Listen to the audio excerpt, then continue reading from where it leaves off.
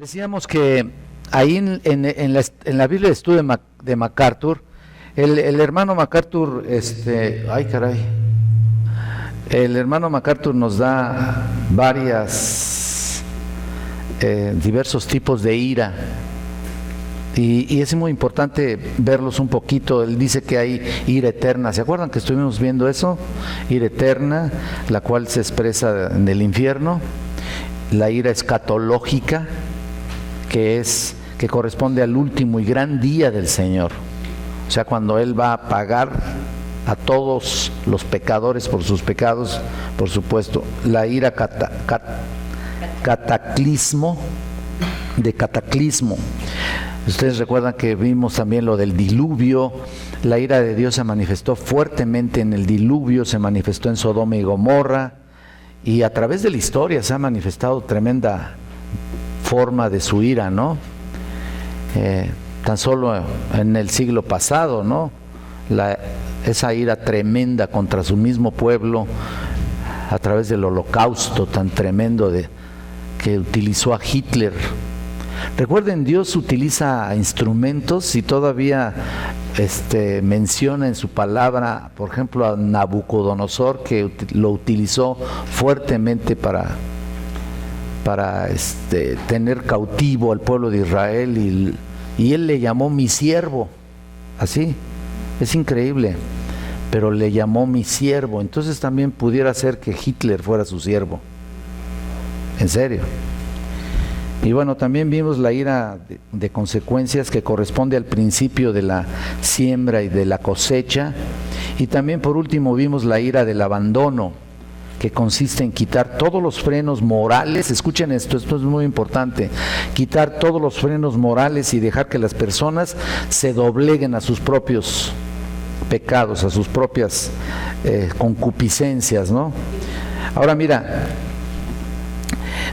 nos quedamos ahí, no sé si viene titulado ahí en sus notas, ¿cómo Dios muestra su ira? ¿No viene? ¿No? Pues pónganle ahí despuesito de eso, y vamos a analizar el capítulo 9 de Romanos, versículo 22, 9:22 de Romanos. Cuando dice aquí, y que si Dios, queriendo mostrar su ira y hacer notorio su poder, soportó con mucha paciencia los vasos de ira preparados para destrucción, y para hacer notorias las riquezas de su gloria, las mostró para con los vasos de misericordia que Él preparó de antemano para gloria. Escucha esto. Un poquito, bájale tantito, ¿no? David. Escucha esto: a los cuales también ha llamado, esto es a nosotros, no solo de los judíos, sino también de los gentiles. Es una pregunta realmente aquí, ¿no es cierto? Desde el 22 está haciendo prácticamente una pregunta ahí. Ahora, déjame decirte que muchos han malentendido este pasaje. Estuve, yo creo, comentando algo de eso, y cuando dice y comienza a decir ¿y qué? Si Dios, en otras palabras, si Dios ejercita su elección divina en la autoridad soberana, hacer notorias realmente algunos vasos de misericordia, mientras que otros los hace vasos de ira, ¿y qué, no? A nosotros. Es como decir, ¿y qué si Dios lo hizo? ¿Qué derecho tienes tú para intervenir o preguntarle a Él o cuestionar a Dios? Ese es el punto. ¿A cuánto asciende tu capacidad para comprender todo esto? Realmente no lo entendemos. Mira, por mucho que busquemos libros teológicos, libros antiguos, etcétera, etcétera, son aspectos que realmente no se pueden comprender de una manera clara en nuestra mente finita. ¿A cuánto asciende nuestra capacidad para comprender esto? ¿O tienes alguna autoridad para cuestionar a Dios? Pues no. ¿Dios tiene derecho a mostrar su ira? Sí, ¿no? ¿Sí tiene derecho o no? Sí. ¿Si Dios tiene derecho a mostrar su justicia? Sí, ¿no? ¿Eso le da la gloria a Dios? ¿Eso le da la gloria de Dios? Claro. ¿Es la gloria de Dios cuando Él reacciona con ira? Sí. ¿Es la gloria de Dios cuando Él reacciona en juicio santo? Sí. Porque ese es el elemento del carácter de Dios. Escuchen, ¿es la gloria de Dios cuando Él demuestra su misericordia? Sí, ¿no? Cuando Él demuestra su gracia, sí. Cuando Él demuestra su compasión, sí. Y es menos Dios cuando Él reacciona de una manera contraria a lo que pensamos. Y si Él es completamente Dios, escucha, entonces Él se revela como un Dios santo, santo y justo, y entonces su gracia se revela para algunos y para otros se revela su juicio. Entonces tenemos que ver ese equilibrio, ¿no es cierto? No es solamente un lado, no es solamente una parte. Así que si Él tiene el derecho de mostrar su misericordia y su gracia y su justicia santa, ¿qué no? ¿Y qué sí? Dice aquí, ¿no? ¿Y qué? Eso, ahora mira, si Dios queriendo mostrar su ira significa esto, escuchen esto, que no es el simple deseo de hacerlo por hacerlo, sino queriendo fuertemente hacerlo. Eso es la frase, eso realmente es lo que demuestra, es lo que significa cuando dice, si Dios queriendo mostrar su ira, no es simplemente lo hace o lo quiere hacer, es un fuerte deseo de hacerlo. Es muy acentuado en el original griego, tiene mucha acentuación ahí. Dios quiere mostrar su ira, ¿por qué? Porque Él quiere rebelarse contra el pecado, ¿me entienden? Y mira, he aquí una respuesta teológica para cualquier pregunta. La entrada del pecado, escucha esto, la entrada del pecado en el mundo era necesario para que Dios pudiera manifestar su ira, su juicio, su santa ira y su venganza y su justicia y todos esos aspectos que parecen muy duros, muy fuertes, muy recalcitrantes, son necesarios. Simplemente ¿por qué?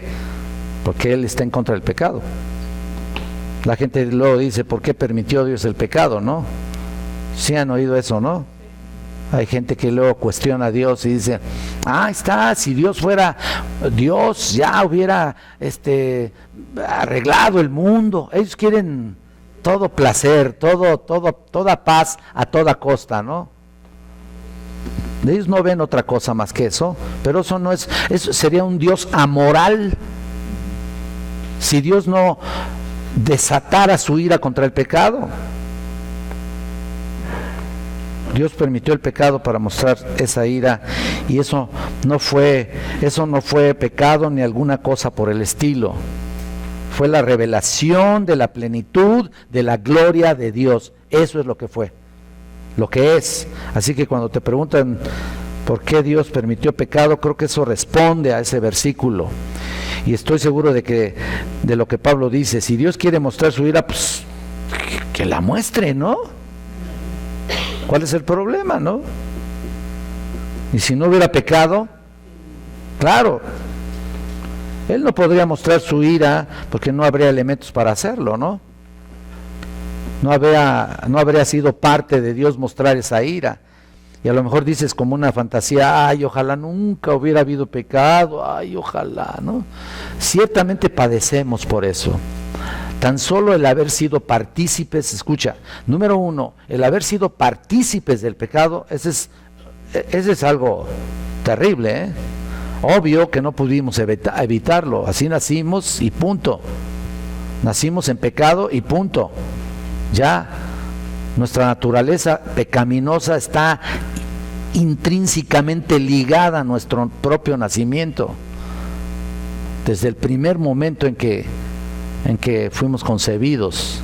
Obvio, no teníamos la capacidad para pecar. Todavía un añito, dos, pues como que casi no les ves el pecado, pero ¿qué tal cuando se empieza a manifestar, no? Entonces se ve claramente el pecado. Por ejemplo, un niño de 2 años cuando le quita el dulce a otro, a ver, y aspectos y cosas que puedes ver claramente. Yo veo a mis nietos, yo veo claramente el pecado ahí. Yo digo, estos cuates, imagínate nada más cómo éramos, ¿eh? Ahora, no creas que estás ya completamente libre, ¿eh? Ni tú ni yo. Todavía estamos metidos en este cuerpo de pecaminosidad. Todavía Pablo dice este cuerpo de maldición. A ver qué. Somos igual. Lo único que te diferencia es Cristo en tu vida. Pero somos igual. Tenemos el mismo potencial para pecar que cualquier otra persona. Tenemos la misma capacidad para hacerlo. Y haríamos lo mismo que cualquier otra persona. Solo que el Espíritu Santo nos detiene, ¿no? Si no fuera por el Espíritu Santo, estarías igual, ¿eh? Estaríamos pero igualitos. Entonces, por mucho que pensemos, ojalá no hubiera pecado, bueno, pues ese es un sueño, ¿no? Llegará el momento de la llegada del pecado y Dios permitió y soportó, fíjate, Dios soportó el pecado con un propósito: revelar su ira santa y su sentencia de castigo en un momento específico de la historia, a través de todas estas formas de ira que manifestó a través de la historia, lo que tiene el pastor MacArthur ahí en sus notas, y es realmente muy importante entenderlo bien. Entonces, Dios lo permitió, soportó el pecado, y tenía que ser para que Dios sea Dios plenamente revelado como Dios. Escucha eso, para que Dios sea plenamente revelado como Dios. Lo soportó y derramó su ira en un momento determinado, y lo va a hacer al final de los tiempos para todos aquellos que no quisieron saber o se rebelaron contra Dios. De lo contrario, mira, no hubiera habido atributos para su función como Dios. No hubiera habido atributos. Por eso dice, y hacer notorio su poder. ¿Ese es un atributo? Por supuesto que lo es. Y para que no haya duda, Dios permitió el pecado en primer lugar para que pudiera mostrar su ira. En segundo lugar, para que pudiera mostrar su ¿qué? Su poder. ¿Cómo Dios muestra su poder en el pecado? Al juzgar el pecado, ¿no? Vemos la ira de Dios en su juicio sobre el pecado. Puedes leer los últimos capítulos de Apocalipsis, ahí te das cuenta y verás todo el poder de Dios, verás la ruptura del mundo, verás las plagas devastadoras en todo Apocalipsis ahí que envía a la tierra el Señor. De hecho, eso será en la tribulación. Será un pecado, será una manifestación de su ira como nunca la ha habido. Ahora, eso es diferente al juicio del gran trono blanco, Eso es diferente. En la tribulación, lo que está ahí, las copas, las trompetas y los sellos, son una clara revelación de la ira de Dios. ¿Y sabes a quién? En primer lugar, al pueblo de Israel. Y dice la Biblia, como nunca. El holocausto va a ser algo ligero, comparado con la terrible devastación que va a haber en la tribulación. Y no solamente van a sufrirlo ellos, sino también lo van a sufrirlo todos los gentiles que estén viviendo en aquel entonces, por supuesto. Ya la iglesia no va a estar aquí.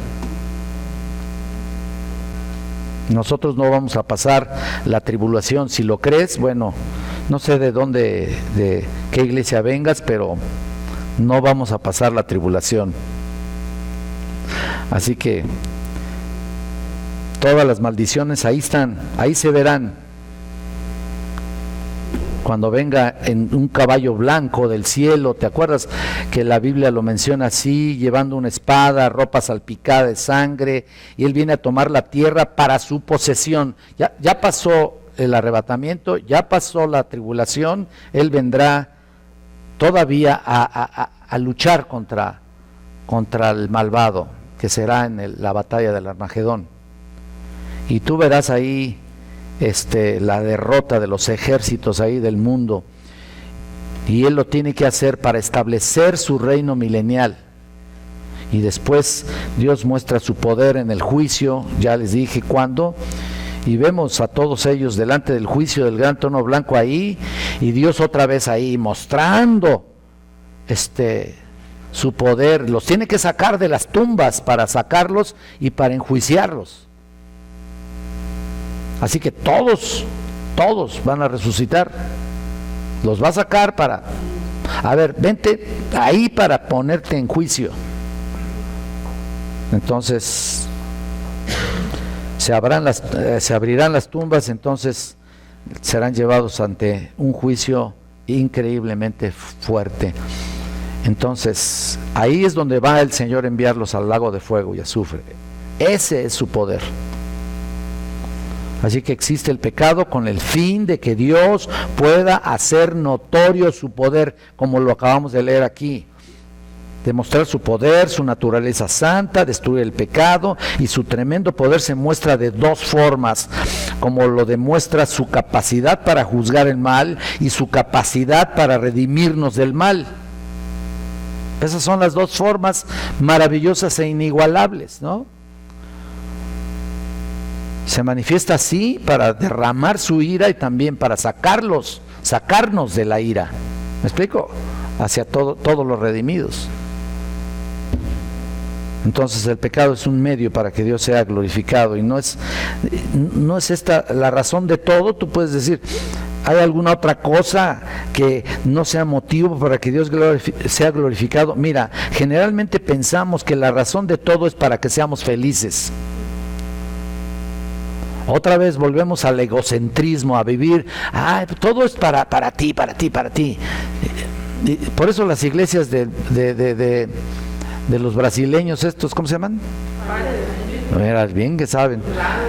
Pare de sufrir, están llenas ahí, pero llenísimas. Mira, no caben, porque todo el mundo quiere ser feliz, ¿no?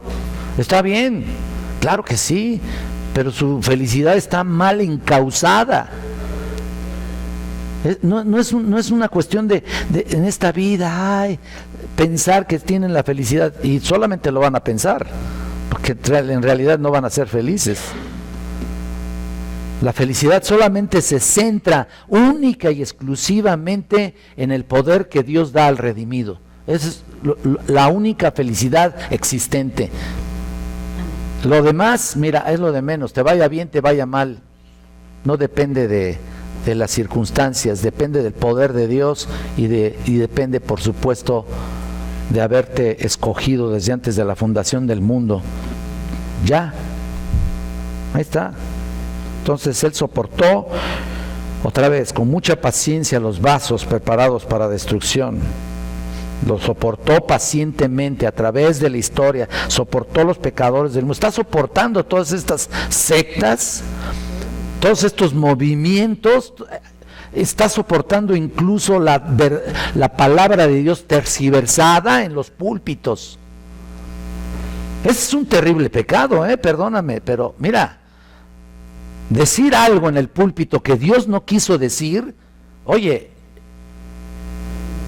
¿no es cierto que está soportándolo? Por supuesto que lo soporta. Y mira, ¿cuántas iglesias no hay así? ¿Cuántos líderes falsos no están circulando por el mundo, torciendo las escrituras y desviando a la gente de la verdad? ¿Y eso qué es? Sigue soportándolo, ¿no? Ahí está. Pero también es un propósito. También ahí hay un propósito. Y ese propósito es que aquel que escucha la verdad, siga la verdad. Hay mucha gente que sin saber se sale de las iglesias, sin saber, sin ser un experto en la palabra de Dios, se sale.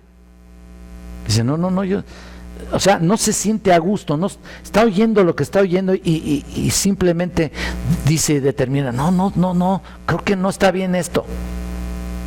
¿Quién es quien le dice eso, no? Qué hermoso, ¿no?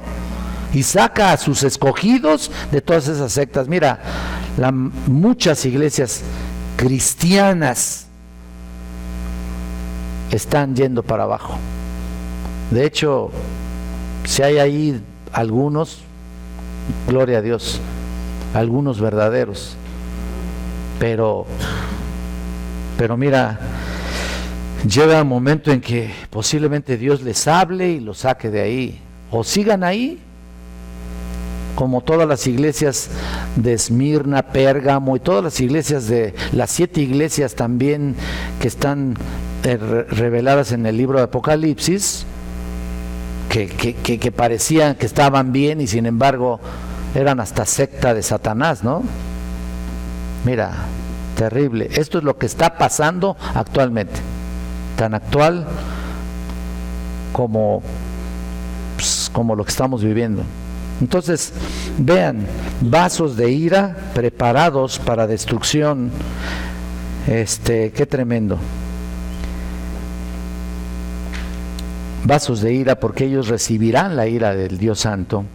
Se llaman así porque son objetos del ardiente juicio de Dios, pero Él no realiza la preparación. Mira, son aquellos que se están preparando para destrucción. Hay un participio pasivo, es la palabra preparados para destrucción, es un participio pasivo, es la palabra catartizos, que significa que se están arreglando, que se están preparando. Mira nada más, qué horrible, ¿no? Pero es parte del plan de Dios.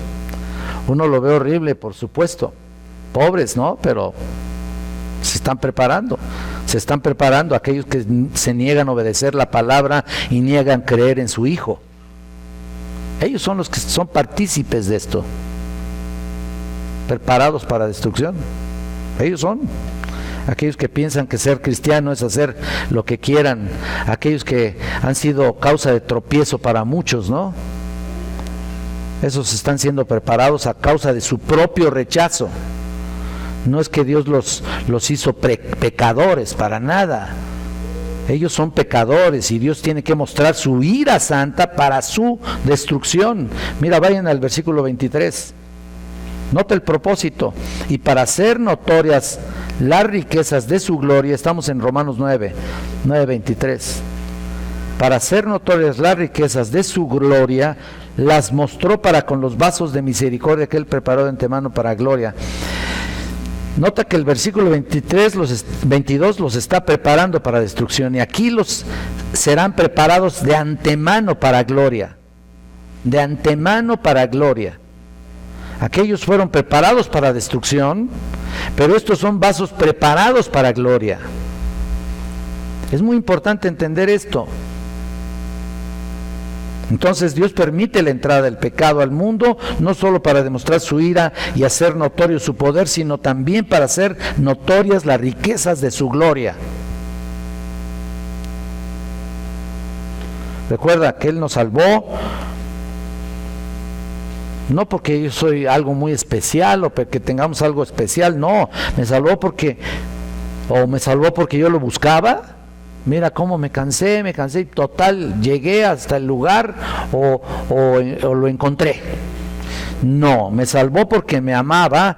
Bueno, fue parte de eso, pero escucha, principalmente Él me salvó porque quería que hacer notorias las riquezas de su gloria y las mostró para con los vasos de misericordia.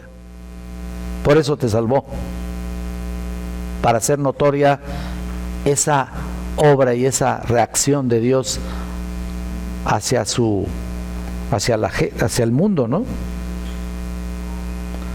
Ahora mira, podríamos escudriñar un poquito más aquí, pero quisiera que fueran un poquito más atrás y podríamos ver el número 2 de sus notas. La revelación de la ira de Dios. ¿Lo estás viendo? ¿Sí lo tienen o no? Sí. Vamos a ver Romanos 1:18. Y bueno, es un pasaje que hemos estado viendo Dice, porque la ira de Dios se revela desde el cielo contra toda impiedad e injusticia de los hombres que detienen con injusticia la verdad. Aquí hay un tiempo presente. Cuando dice se revela, hay un tiempo presente aquí. Implica un revelar constante. Cuando estamos hablando del griego aquí en el tiempo presente, está revelándose, ¿no? Es una revelación, revelándose constantemente, pues, cuando habla de presente. Que incluso prosigue todo, o sea, va a seguir todo el tiempo. Esa es la palabra aquí, se revela, en el 1:18. La ira de Dios se revela, es todo el tiempo, dice ahí desde el cielo. ¿Lo estás viendo? Desde el cielo. Que se supone, bueno, por supuesto desde antes de la fundación del mundo, pero desde el cielo, que se opone al Evangelio, que impide una revelación universal, que incluye a quienes no han sido alcanzados aún por el Evangelio. ¿Y cómo se efectúa esa revelación? Se pone directamente o se imprime directamente en la conciencia de cada hombre. En otras palabras, desde que es pecado a pecado, ya está ahí la revelación desde el cielo contra toda impiedad. Ahí lo dice, no lo estoy inventando. ¿Lo estás viendo? Cada hombre tiene ahí, está entregado a su mente reprobada, a cometer la maldad sin restricciones. Tú lo ves, tú lo mueves, tú lo notas, tú lo ves en los medios de difusión, tú ves la terrible conciencia que tienen ellos. Tú tan solo prende la televisión y ahí vas a ver una sarta de tonterías que dicen, ¿no? No lo soporto, digo, sinceramente no lo aguanto, digo yo, mejor prefiero ver una caricatura. Y aún así, mira, claro que no voy a satanizar todo, cuidado con andar satanizando todo, ¿no? Hay gente que, no veo las de Walt Disney porque ahí aparece la bruja y que... ¿Qué querías que hubiera? ¿Qué quieres que haya? No veo tales caricaturas a mi niño porque si la maldad la trae él. ¿Qué crees que...? Cuidado con eso, porque luego satanizamos todo. Pues ¿por qué creen que se inventaron los conventos y los monasterios? Pues váyanse a un monasterio, ¿no? Ahí, ¿y tú crees que ahí vas a impedir la maldad? Ahí es donde está peor. Tremendo. Todo el mundo, sin restricciones, está cometiendo pecados y está ya potencialmente siendo acreedor al juicio de Dios.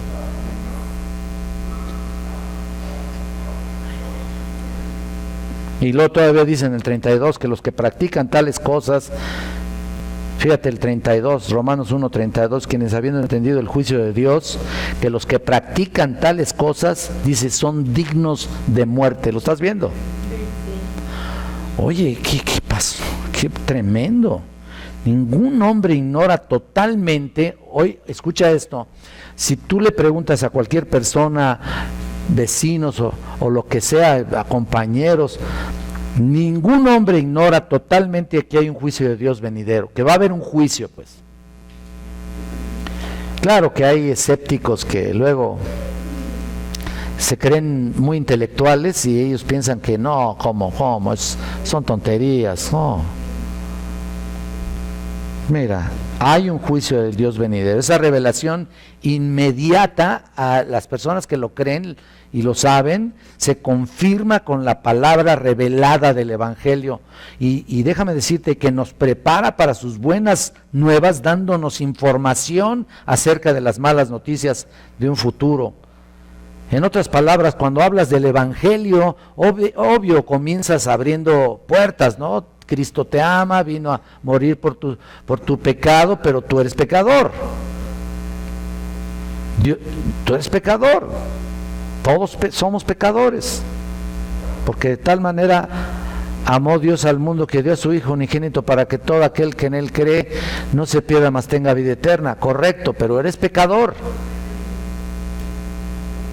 No hay justo ni aun uno, eres pecador. Y has ofendido a Dios y punto, necesitas la salvación. Y la ira de Dios está en ti, está sobre ti. Ya abriste, ¿no? Ya abriste con una llave linda, ¿no? Cristo te ama. Y ya todos se sienten amados. Pero la ira de Dios está sobre ti. ¿Me explico? Mira, te ama, pero no está a favor tuyo, ni está consecuentándote, ni quiere consecuentarte tu pecado. Para nada. Entonces, en las buenas nuevas de salvación, y eso es lo que estoy pensando hablar en el próximo estudio, las buenas nuevas de salvación es principalmente mostrando el pecado del ser humano.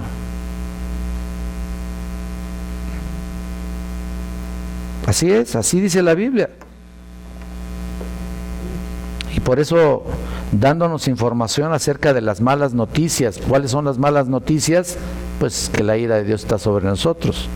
Día de la ira y la revelación del justo juicio de Dios. En todas partes el cristiano observa claramente y debe observar, tiene que tener el discernimiento correcto para estar observando el esquema de degeneración que existe por todos lados. Tienes que tener los sentidos realmente agudos para eso. Así como un catador así de vinos, perdón que lo diga, pero no te asustes tampoco, ¿verdad? Un catador de vinos sabe perfectamente bien qué es lo que tiene qué tiene ese, o cómo fue preparado ese vino. Como una comida gourmet. Sabe sus glándulas gustativas están tan agudas que sabe perfectamente bien lo que hace falta en un buen guiso, en una buena comida. Bueno, pues así tienes que ser tú en el sentido general de la vida que existe de pecado en este mundo de maldad. Tienes que tener los sentidos realmente ejercitados, porque luego nos deslizamos, y al ratito le llamamos bueno a lo malo y malo a lo bueno, y etcétera, etcétera, y ahí nos vamos.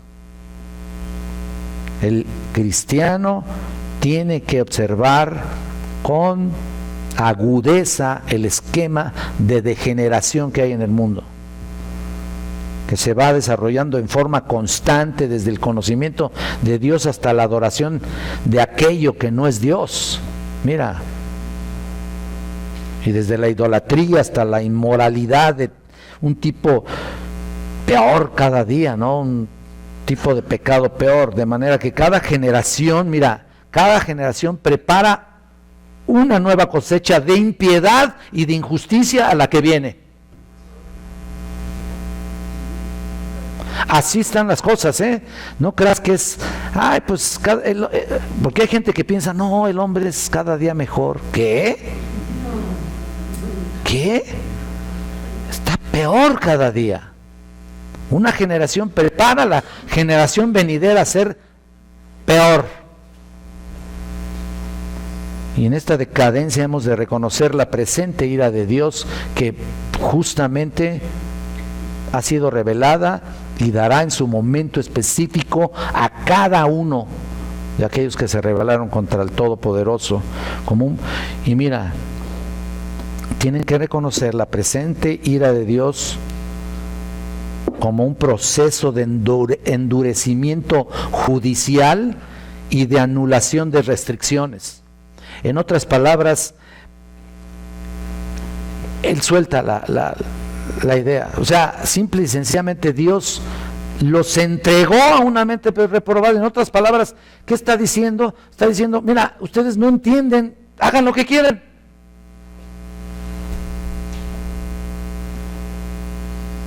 Es una decadencia aquí terrible que hay en el ser humano, ¿no? No quieren saber nada No quieren reconocer, no quieren ver el Evangelio, no quieren ver la obra redentora de Jesucristo, no quieren ver esa oportunidad. Ok, los entrego y ustedes hagan. Entonces suelta realmente Dios a los hombres para que hagan su pecado sin restricciones de ninguna naturaleza. Se recreen en sus pasiones y deseos, porque los hombres van siendo entregados a sus preferencias corruptas cada día peor, ¿no es cierto? Y cada día lo vemos a través de los medios y a través de la vida misma, y algunos llegan a poner en práctica en forma cada vez más desenfrenadas las concupiscencias de sus corazones pecaminosos, ¿no es cierto? Y como hacíamos notar en Romanos 1:19, se repiten varias veces, Dios los entregó a la inmundicia, los entregó a sus pasiones vergonzosas, los entregó a una mente reprobada, los entregó y los entregó y los entregó y los entregó. Y en esas tres manifestaciones que hay, la inmundicia, las pasiones vergonzosas y a la mente reprobada, es todo precisamente, abarca todos los lineamientos y ramificaciones del pecado. ¿Quieres eso? Ándale, ahí está. Dice el Señor, entonces los entrega. Qué terrible, ¿no? Ahora, pero hay algo, ¿no? Número 3, ahí tienen sus notas, la salvación de la ira de Dios. ¿Lo ven? Entonces, si la ira de Dios se revela desde el cielo contra toda impiedad e injusticia de los hombres, y el día de la ira viene cuando Dios pagará a cada uno conforme a sus obras, ¿cómo podríamos escapar de ese desastre, no? ¿Cómo podríamos? La cuestión es urgente porque todos están bajo pecado, y lo dije precisamente en una predicación aquí de Romanos, y lo vuelvo a repetir, todos estamos bajo pecado, y ahí estamos todos. Aún tú y yo que somos redimidos, todos estamos bajo pecado, porque aún todavía estamos en un cuerpo decadente, en un cuerpo expuesto a la maldad, en un cuerpo malvado por naturaleza. Pues así que todo lo encerró bajo pecado, ¿te das cuenta? Así que si la ley no puede salvarnos, porque solamente estimula el pecado para mostrarnos peor lo lejos que estamos de ser justos, tampoco los adornos externos de la religión nos pueden salvar, ni nuestra asistencia, ni nuestras ofrendas, ni nuestra fidelidad a la iglesia. Entonces, ¿qué? ¿Existe algún medio de liberación de la ira venidera? Por supuesto, claro que sí. Aunque potencialmente, como les dije desde un principio, todos estamos iguales, todos estamos, no estoy diciendo que la redención de Jesucristo en tu vida no fue suficiente para salvarte del pecado, no estoy diciendo eso, no estoy diciendo esto.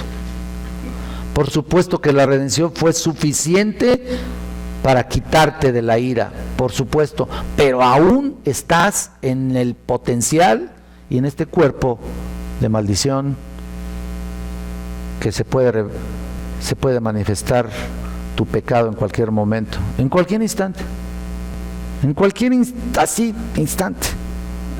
Pero aquí la idea de la salvación de la ira, obviamente estando ya justificados, dice Pablo, en su sangre seremos salvos de la ira de Dios. Siendo ya justificados, somos salvos de la ira de Dios. ¿Y cómo podemos ser justificados? Ya lo sabes, mediante la fe, la confianza absoluta en la obra y persona de Jesucristo. Lo ves en el 3:24 que dice aquí, siendo justificados gratuitamente. ¿Estamos todavía en Romanos? Por su gracia, ¿lo estás viendo? Siendo justificados gratuitamente por su gracia mediante la redención que es en Cristo Jesús. El hecho de ser gratuitamente, escuchen esto, que quede bien claro, no significa que no se haya hecho nada para justificarnos. Le costó la vida al Hijo de Dios, ¿no? para librarnos de su propia ira. Él entrega a su Hijo, fíjate qué obra, ¿no? Tan maravillosa, entrega a su Hijo para librarte de su propia ira. ¡Qué maravilla!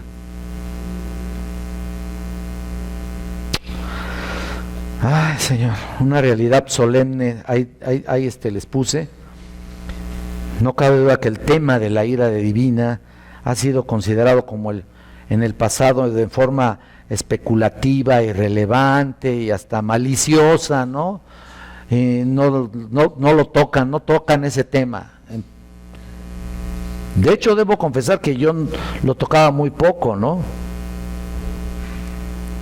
Porque los hombres no pueden entenderla, y aún nosotros creo que estamos limitados también para comprenderla totalmente. No podemos entender, si a veces a muchos les cuesta trabajo entender el Evangelio de la Salvación. Incluso les puedes hacer algunas preguntas en las iglesias y les preguntas, oye, ¿tú sabes lo que es la justificación por la fe? Y te puedo asegurar que no saben. Si no saben eso, ¿tú crees que saben lo que es la propiciación? Te puedo asegurar que no lo saben. Ni la redención. Nada de esos términos teológicos que ya lo hemos manejado aquí y lo hemos predicado y lo hemos enseñado. Todos esos términos teológicos que incluso yo estoy dando esa clase normalmente de soteriología en el seminario. Todos esos términos teológicos se concentran en la cruz del Calvario. Tan solo en esa obra ahí está concentrada toda la obra maravillosa de nuestro Señor. No lo entienden muchos. Bueno, mira, tampoco podemos entender la mano de Dios en todas sus manifestaciones, incluso en ningún atributo de Dios podremos entender si no entendemos bien la ira de Dios. Nada más te lo digo con esto, para terminar por esta vez. Si no entendemos bien la ira de Dios, los demás atributos, pasas de noche y a oscuras. Pensarás que lo sabes todo, pero si no conoces esta parte maravillosa, no conoces nada. Vamos a despedirnos.